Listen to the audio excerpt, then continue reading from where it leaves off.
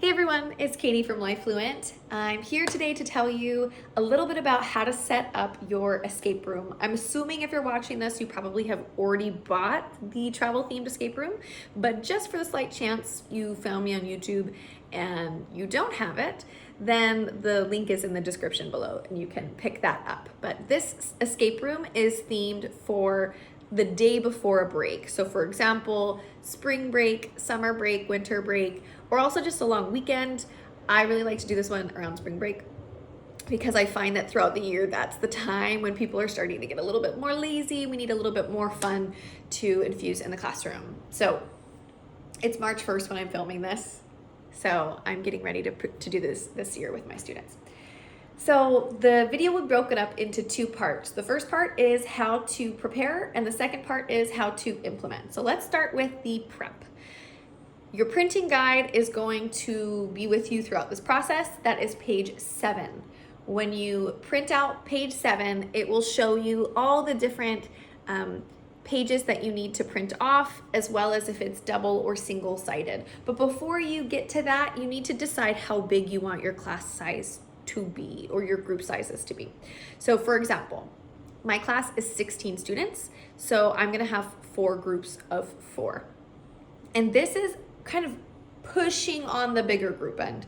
I can decide between having double the amount of envelopes or just one set of envelopes, and I will explain that in a second. So how it works is if you're gonna have a small group, you're then going to only print off one copy of each puzzle. So that, if I remember correctly, I don't have my printing guide with me, I think it's 13 to 19. Page 13 to 19 are your puzzles.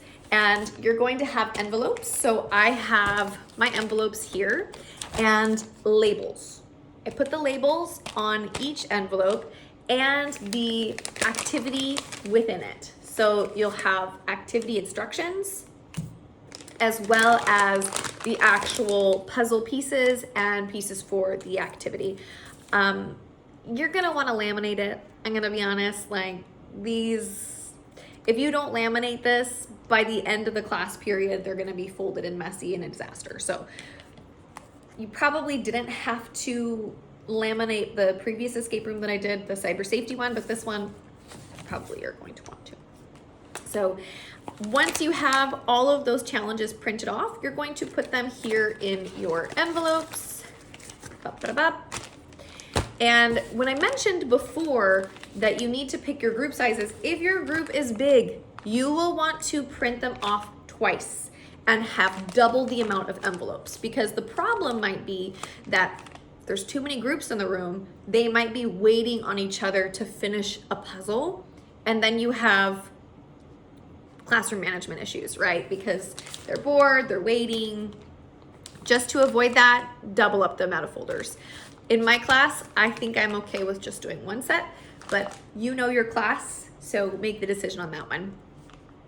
Okay, so once you have all of your folders ready, labeled, you're gonna hide them around the room, and then you're also going to print off the passport, which is this little guy over here, for each group. So I printed off 4 of these.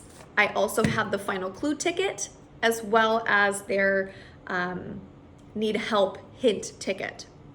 So each group is going to get one of these, as well as the clue ticket, which I don't have within reach right now. So we're just gonna imagine that it's there.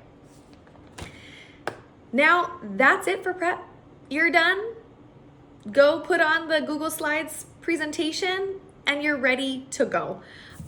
One thing you'll notice with the Google Slides, there are 4 at the beginning and each of them are a different slide. So one says summer vacation, spring, winter.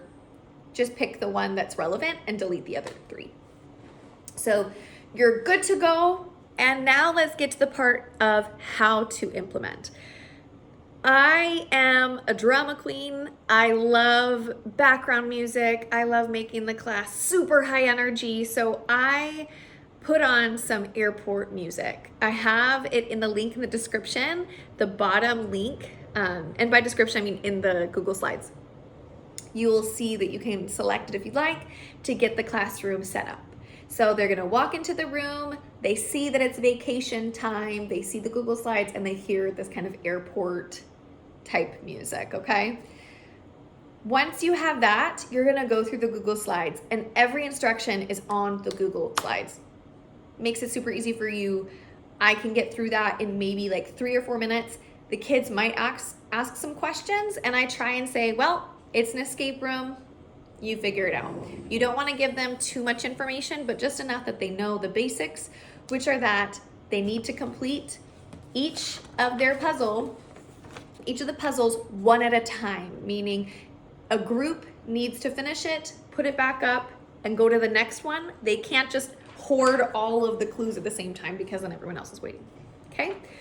So what they're gonna be doing, and I'll show you from their end what they're gonna see. So let's say they get the report card, they find this one around the room.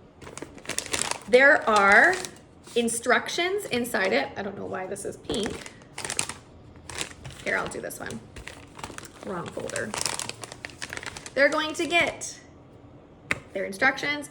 They're gonna read it. They're going to assemble their puzzle. And then from that puzzle, they're going to see 2 numbers. So this is an example here from the longitude and latitude one. You're gonna see that once they complete this, they're gonna get a 7 and they're going to get a 5. Once they get those, each puzzle is labeled by color. So you'll see, okay, this one goes in the longitude and latitude section. The 2 numbers are going to go here, and they're gonna go in order from biggest to smallest. So that's here in the instructions. And then here below with the ticket number, they're going to put that in. After they've completed all of the escape room, the puzzles out there, sorry, then they're gonna bring it to you and you will give them their final clue. You've checked that their ticket number is correct, all is good to go. You will then give them the final clue, which will lead them to their destination. So here, this whole time, they had their clue for where they were going. And they're going to Jamaica, in case if you're wondering.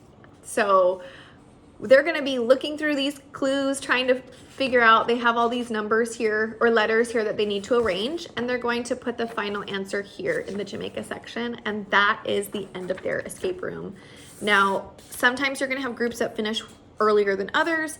If that's the case, I like to help along the slower groups and kind of give them a little bit of hints so that everyone can finish by the end of the class period. I think I've covered it all.